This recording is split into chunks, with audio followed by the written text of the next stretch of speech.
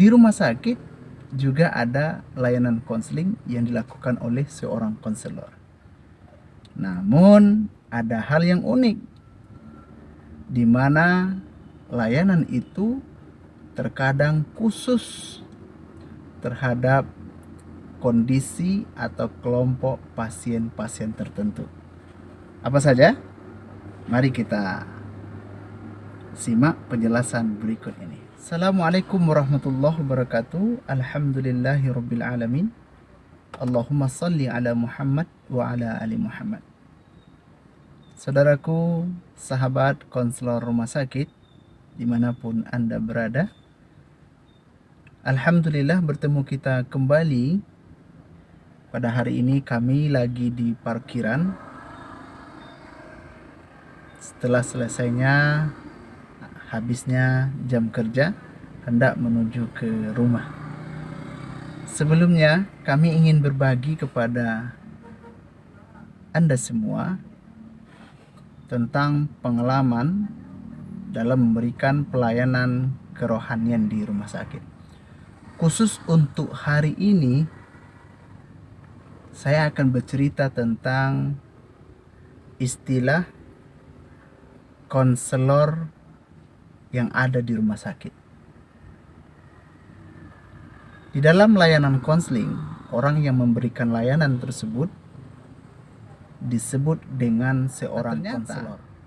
Selain dari konselor sekolah, ya, di mana konselor ini memberikan bantuan kepada siswa dalam belajar, bakat dan minat siswa dan semacamnya.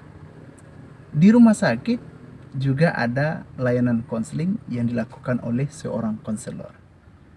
Namun ada hal yang unik di mana layanan itu terkadang khusus terhadap kondisi atau kelompok pasien-pasien tertentu. Apa saja? Mari kita simak penjelasan berikut ini.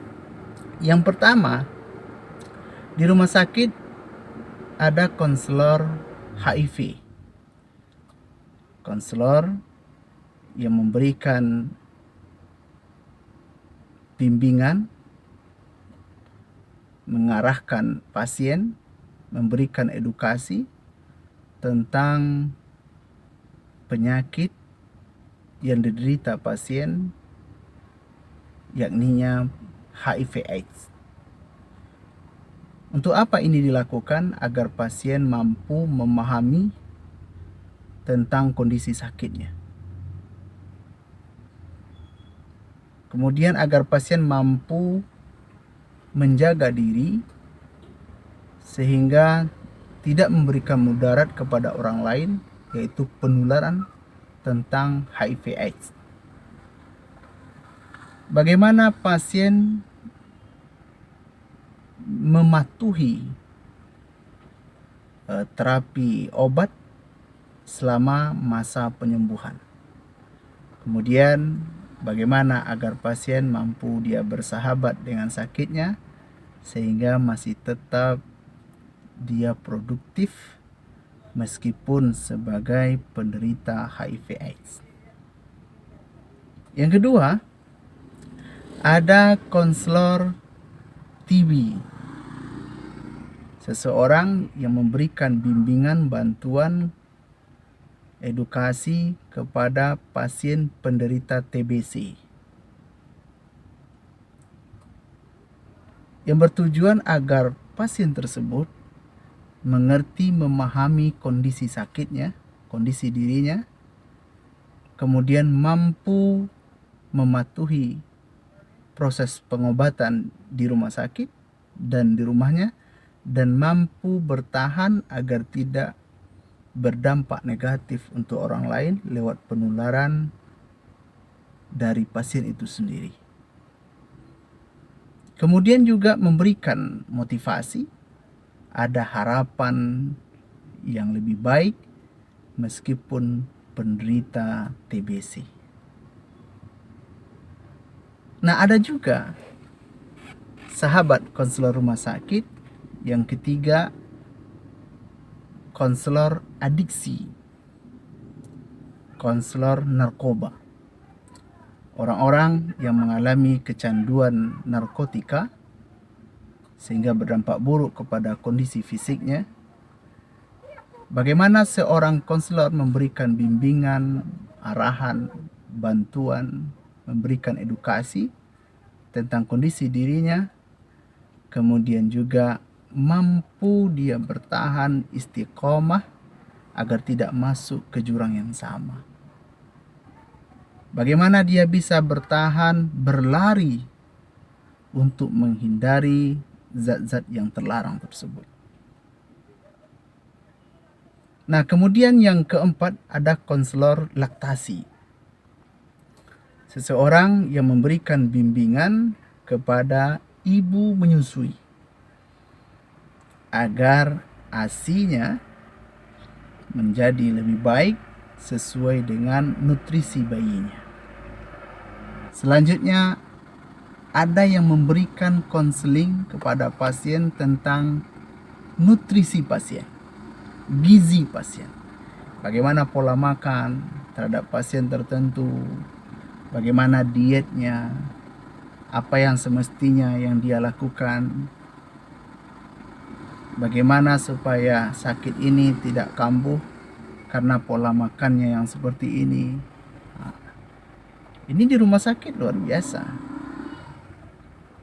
Dan bahkan kalau kita melihat, ada juga yang memberikan konseling tentang obat-obatan, tentang farmasi. Seseorang yang menjelaskan kegunaan, tata cara konsumsi obat dan semacamnya. Nah, itulah istilah-istilah yang melekat yang disebut dengan memberikan konseling. Yang orang melakukan tersebut adalah seorang konselor sesuai dengan keahlian. Nah, biasanya itu ada dokter, perawat, bidan, atau tenaga kesehatan lainnya. Namun ada yang lebih menarik, bahwa di rumah sakit juga ada konselor kerohanian. Konselor kerohanian, di mana konselor ini memberikan bimbingan, mengarahkan, memberikan edukasi kepada pasien agar mereka ini terhindar dari masalah-masalah baik psikologis maupun masalah-masalah kehidupan keberagamaan. Misalnya ada pasien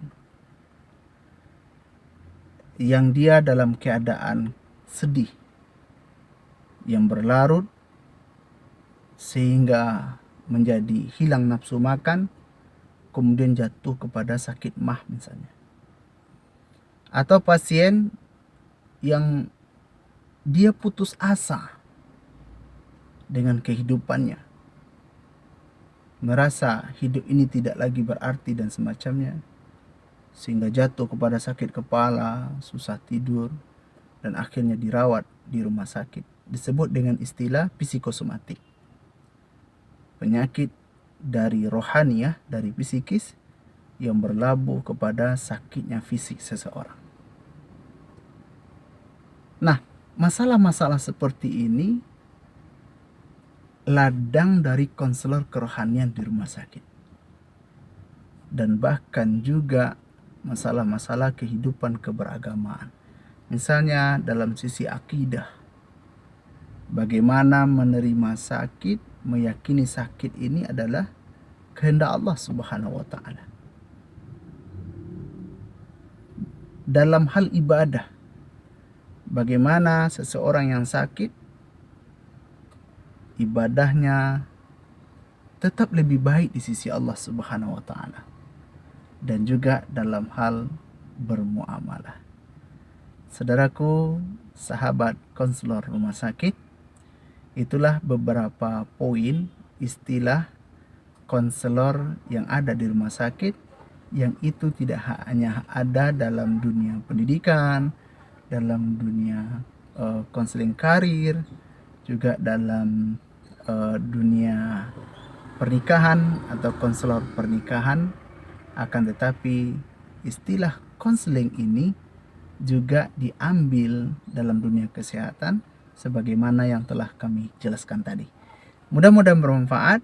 Mohon maaf atas segala kekurangan. Insya Allah di lain kesempatan kami akan sambung lagi dengan tema-tema yang menarik. Wabillahi taufiq wa hidayah. Assalamualaikum warahmatullahi wabarakatuh.